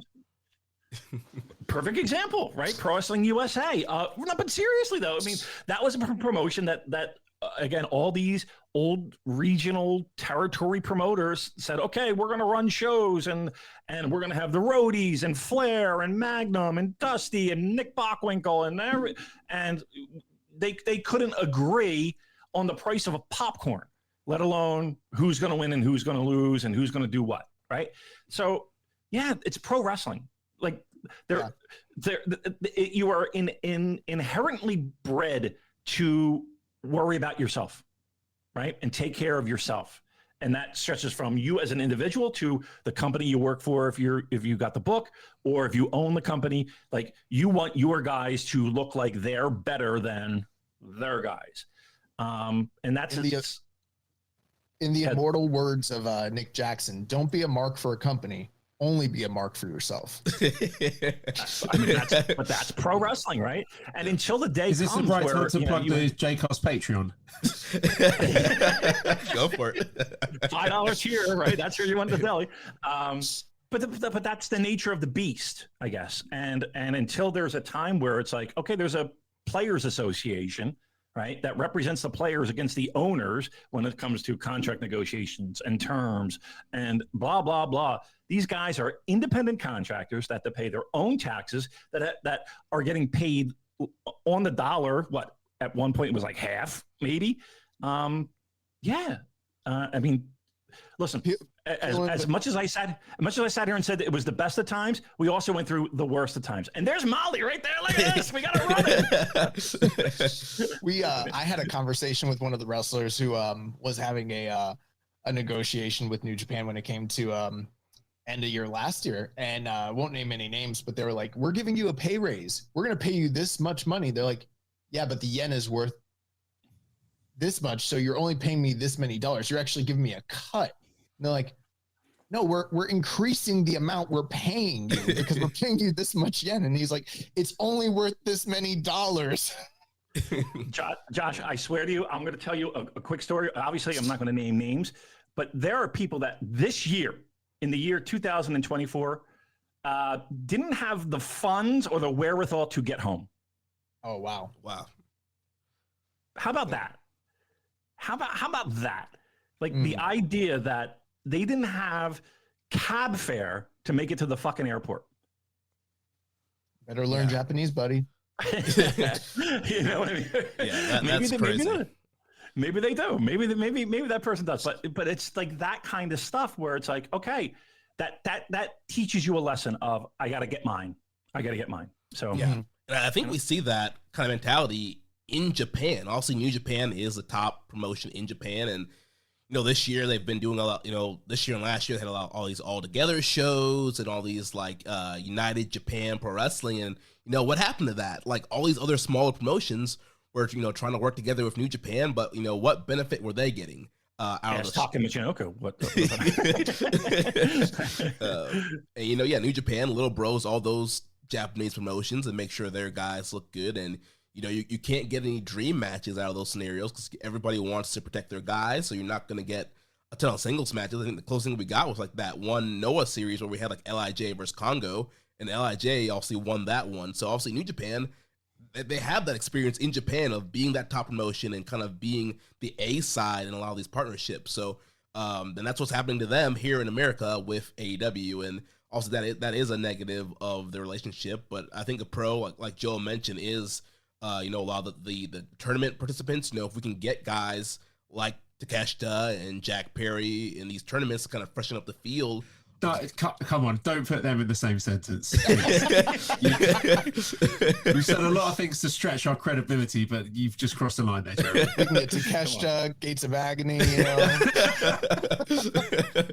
and also, like you mentioned, we had the Zach Bryan stuff, and also we had the Kenny Omega Ospreay series that kind of stretched between both promotions. So I think from like a getting great matches standpoint, getting kind of cool stuff like that, I think it's great. But then, okay, what is the benefit for New Japan at the end of the day if we're not getting a lot of these matches on New Japan's programming, or we're not getting New Japan guys featured? You look at Forbidden Door now with so many AEW guys, with so many New Japan guys being signed up. It's like, all right, now it's time for, if Tony Khan really wants to help New Japan, like, all right, put Umino in there against one of your top AEW guys. Put Umino against Swerve. put Tsuji in there against, Jon Moxley. That's because he doesn't want him. He wants 2019. He wants 2000. He wants Ishii. He wants Tanahashi. He wants, he wants those guys that, like, he's not interested in making anybody a star. Like, he's not interested in making Tsuji a star. He's not interested in making Shota a star, maybe to a tiny bit, but like he could, he wants that, and again, I don't want my youngsters there because to me, that's just a showcase. He dazzles them and then, hey, there's a blank check in his locker. I don't want that. I think there's an answer here. The answer is New Japan takes the money that they're not spending to fix the website, right? And they use that to sign away Takeshita and get him to come here. And then it's even Stevens. I think we're good if we just get Harold May to come back. She had the right idea. Yeah. This is a little bit off topic, but just because we're talking about Japanese stuff and the cross promotion, I don't know that this is the case, but this is just what I think in my gut. I think that Kiyomiya actually legit kicked Okada and it was never agreed to, and kicked him that fucking hard to basically pull a Ricky Choshu.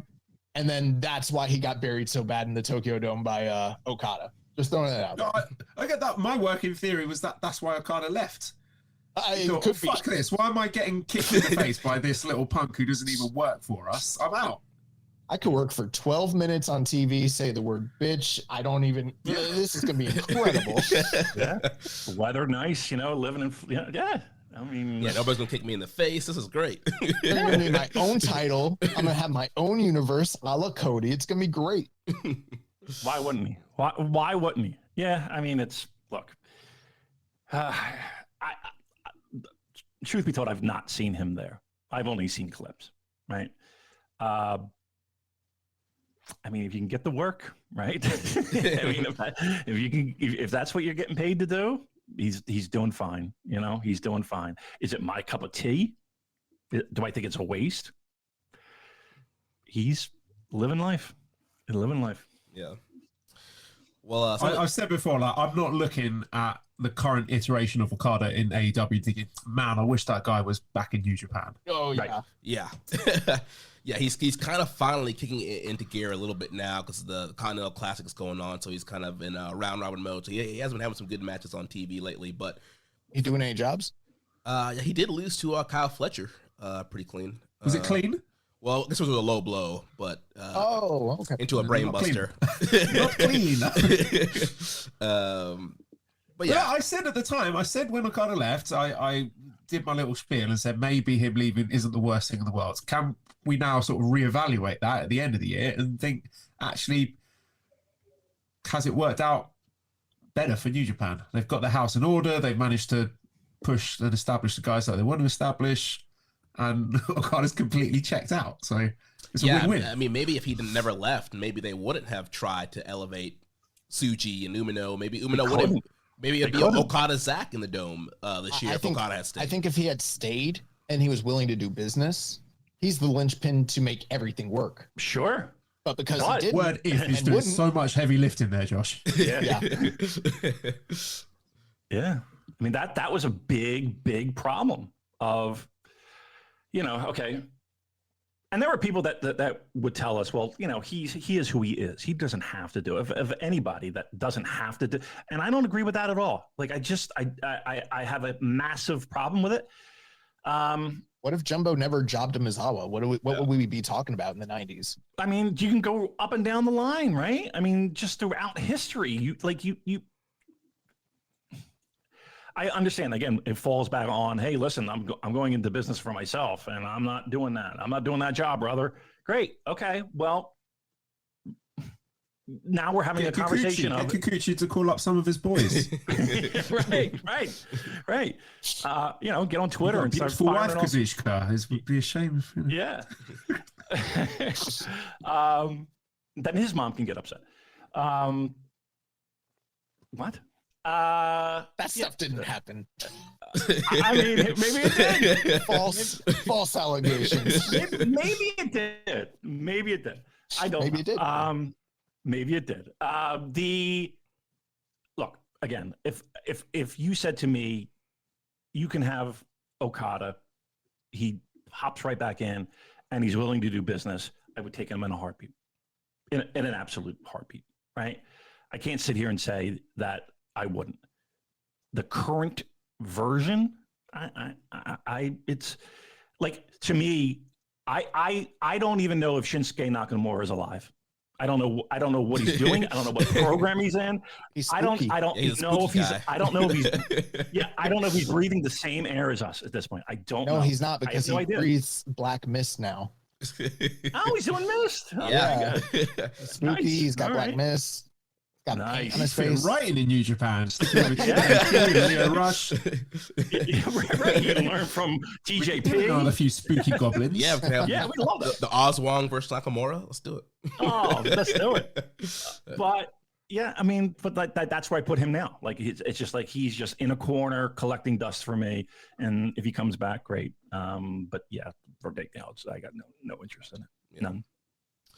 Well, kind of changing topics here. I do want us to talk a little bit about G1. Also, that's one of the big focal points of the year. And this year, we returned back to 2-block format. They did kind of add in the new semifinal kind of wrinkle of having, the A2 and A3 facing off, and B2 and B3 getting into to the final. So overall, what were your thoughts on this year's G1 being back to 2 blocks, the semifinal format, and having some of these young guys in different blocks, mixing it up with the established guys?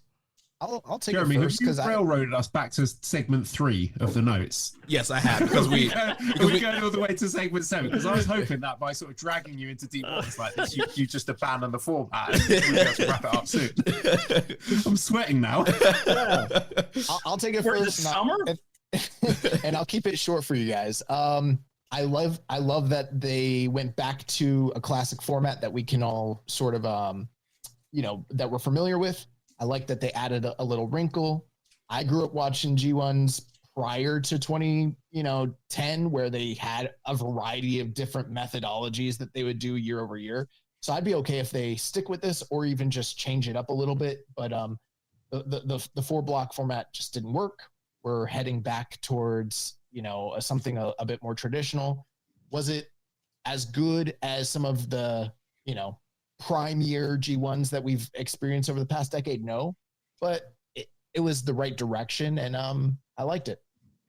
I liked it. It was, you're right. Here's the problem that I have with G1 right now. It doesn't feel like it's a special marquee. I got to wake up at 3:00 in the morning and see this show because I know I'm in store for at least 2 bangers, right? I don't know if we had a legitimate, true, pants down banger in G1. I think we had some really good matches. I don't know if we had that. Wow, what ELP Takeshita? Did that? I was gonna say ELP Yeah, Takesha's the that was one. the closest one. Correct. That would be in that. This is a great match, right?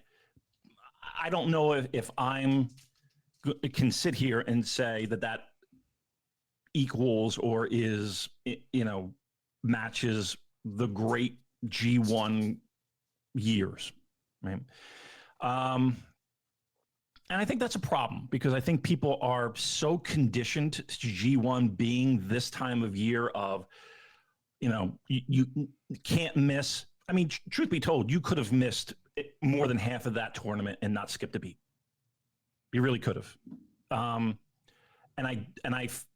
That magic of G1, that thing that draws people in and gets people excited and they want to do their blocks and they can't wait to, they have matches circled and posted on their calendar so they can remind themselves that this match is a week away.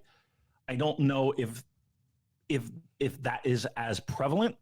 And I think at the end of the day, you're getting really solid pro wrestling, but I don't think you're getting the things that people have attached themselves to when it comes to G1.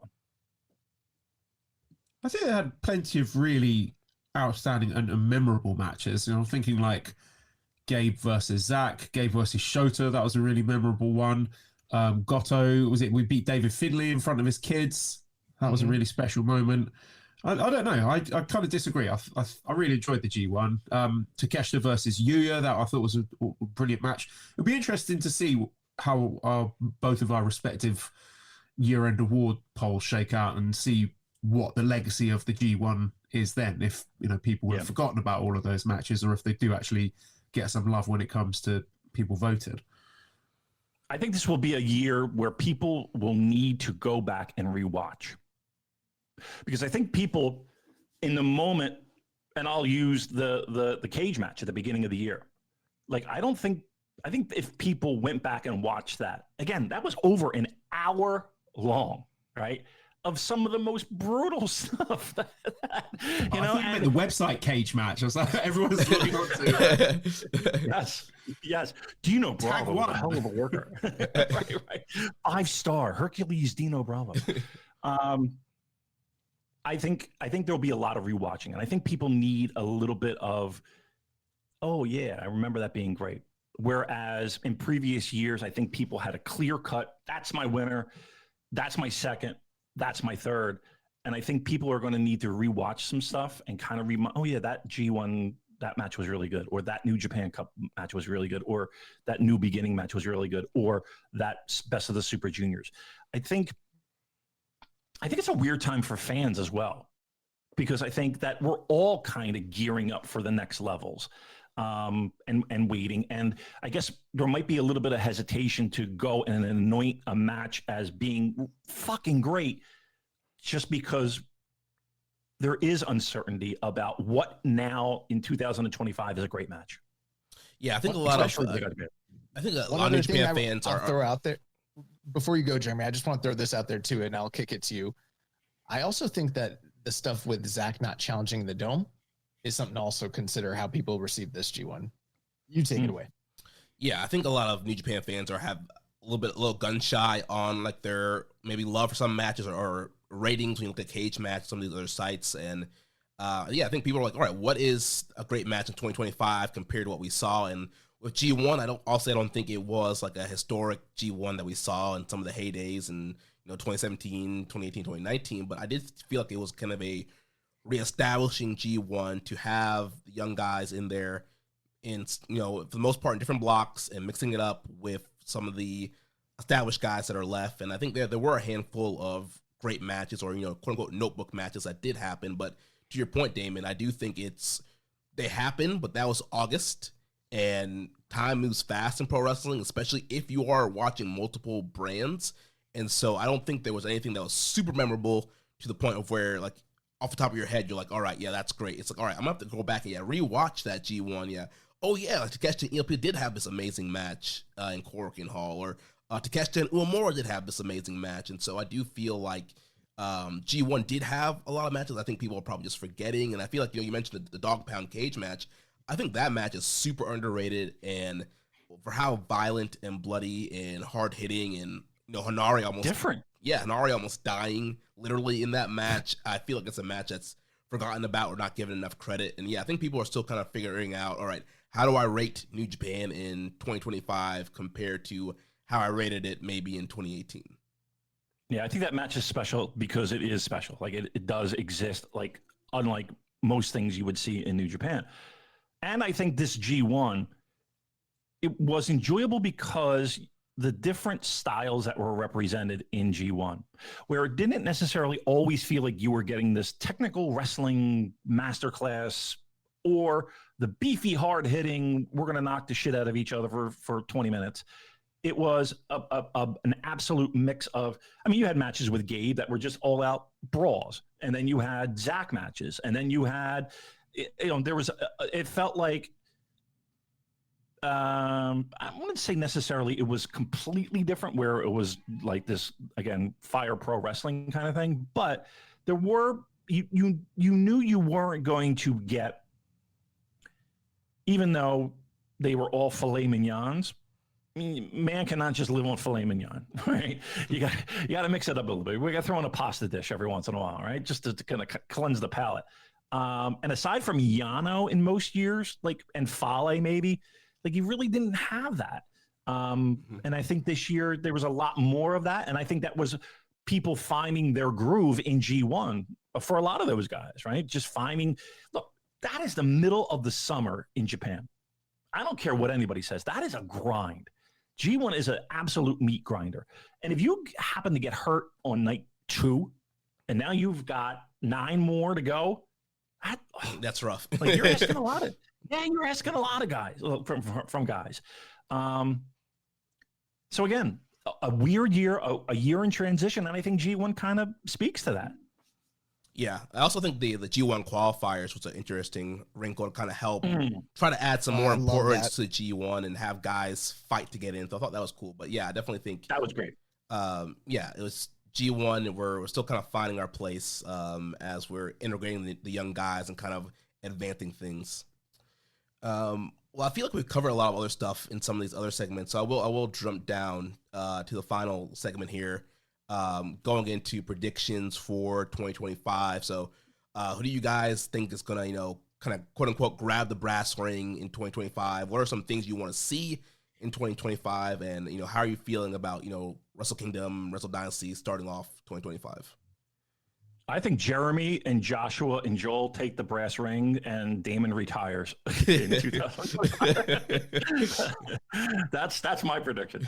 If you do retire, can I get your hard drives? I'll tell you what. I was actually kind of going through a bunch of them. You send me a drive, I'll copy everything I got. I'll give you everything I got. You supply the drive. You mail me the 2 terabyte drive or whatever it is, and I will give you everything I own. All right. You just made Josh's Christmas wish come true. We're never going to see Josh again, so Jeremy, it's just me and you, yeah? Yeah.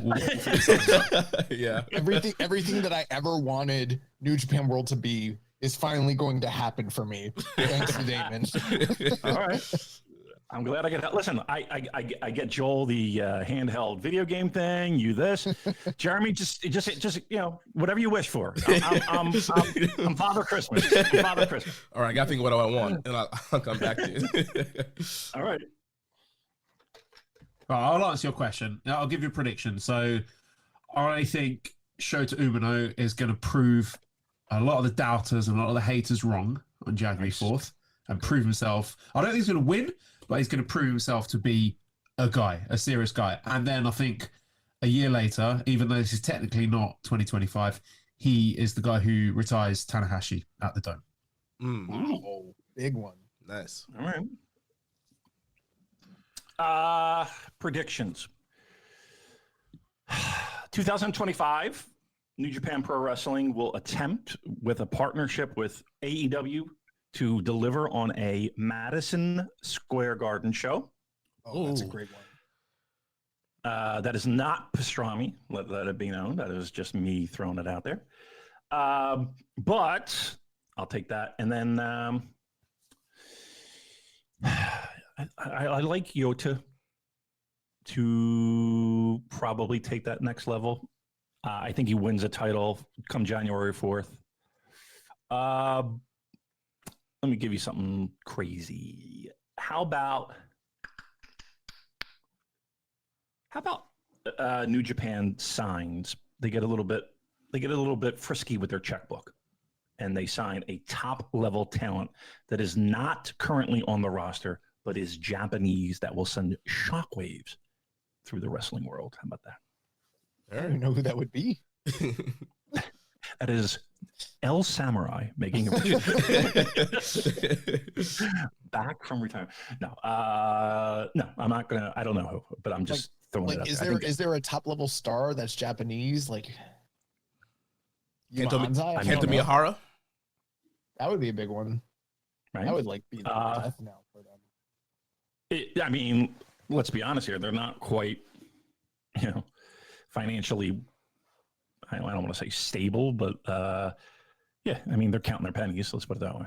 I think something big is around the corner. I think New Japan. Wouldn't know. I only watch the real wrestling, just New Japan. You're gonna get those freedoms people chiming at you. The sorrow. Oh, man. I don't really have. I suck at predictions. I think that Matt Vandergriff in the G1.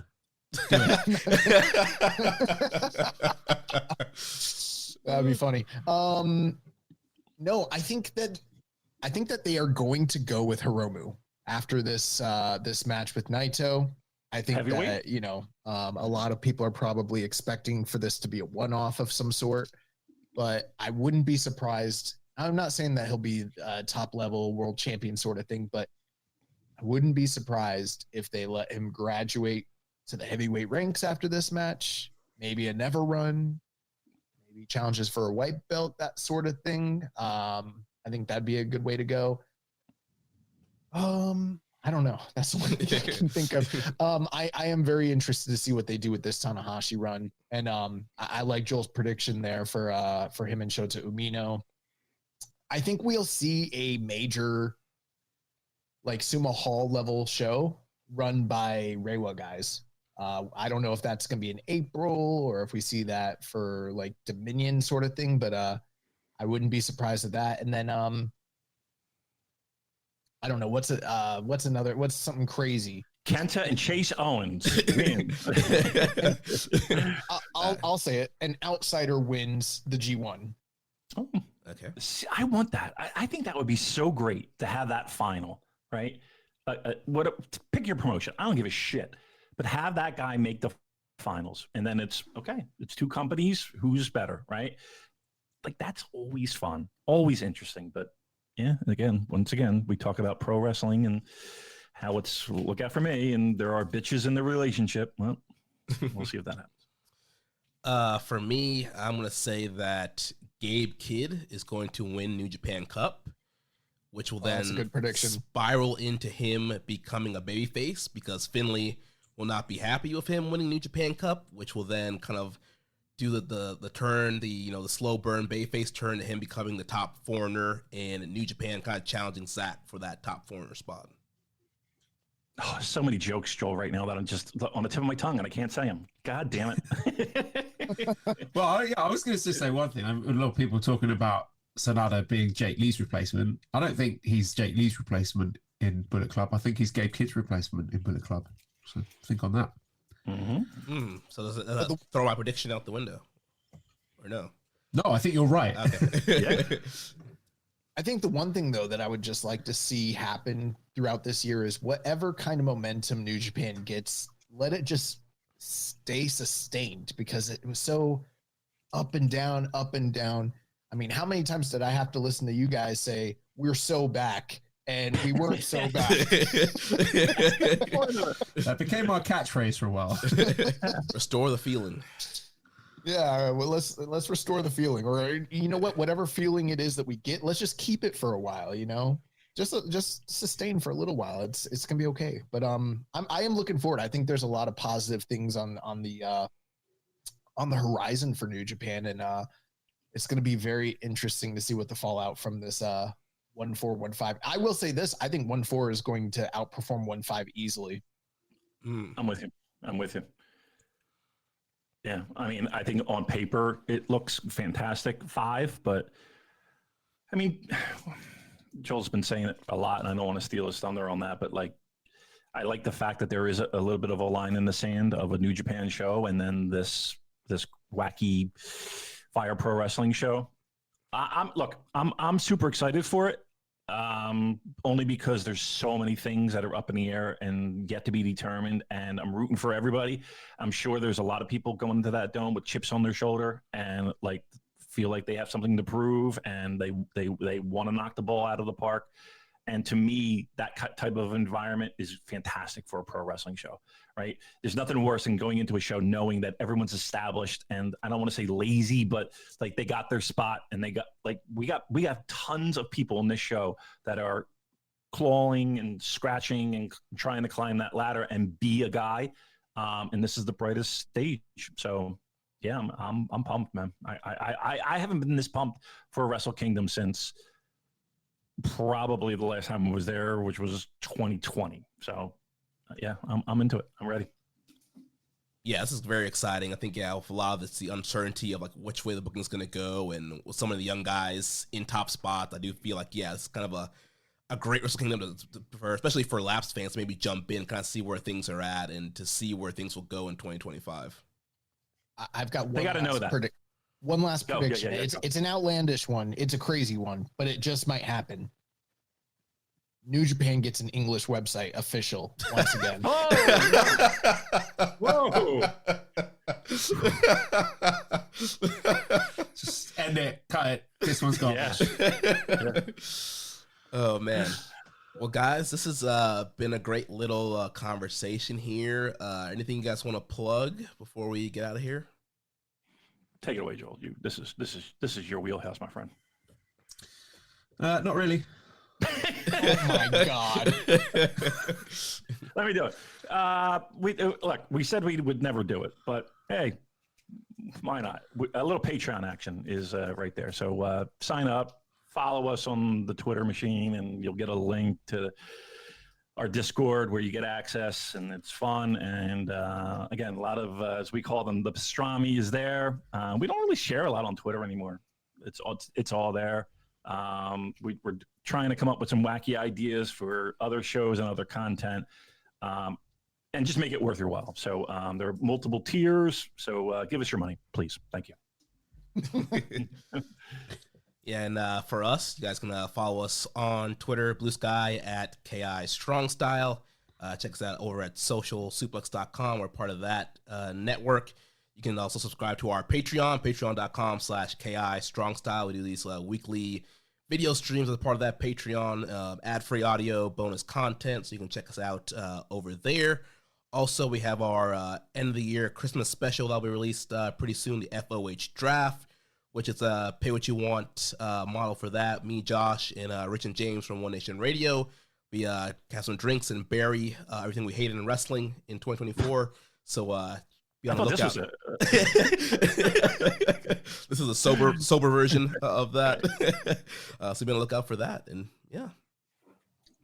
Always a pleasure. Always a pleasure. And again, I don't do these often, but I appreciate you guys. I appreciate you guys being around and continuing and doing what you're doing. I love it. It took us many years to get all four of us together on one show. I don't know if it ever will happen again, but it was an immense pleasure and very fun. And, big fan of what you guys do. And I'm very happy we finally got a chance to get this done. Yeah, no doubt. Always a good time. I appreciate talking to you, Josh and Jeremy, and again, keep doing what you're doing. You guys are doing great, and the more voices, pardon the pun, that we have talking about this product, the better. So excellent job as always. I didn't think that. Well, thank you everybody for listening to this special crossover show. We will see you next time.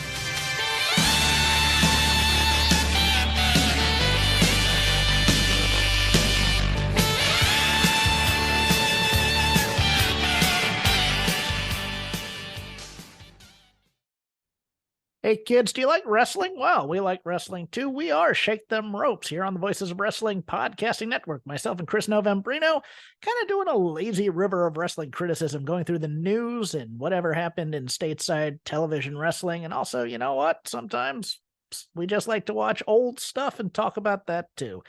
Love for you to give us a listen. If you haven't already, we are Shake Them Ropes here on the Voices of Wrestling Podcasting Network.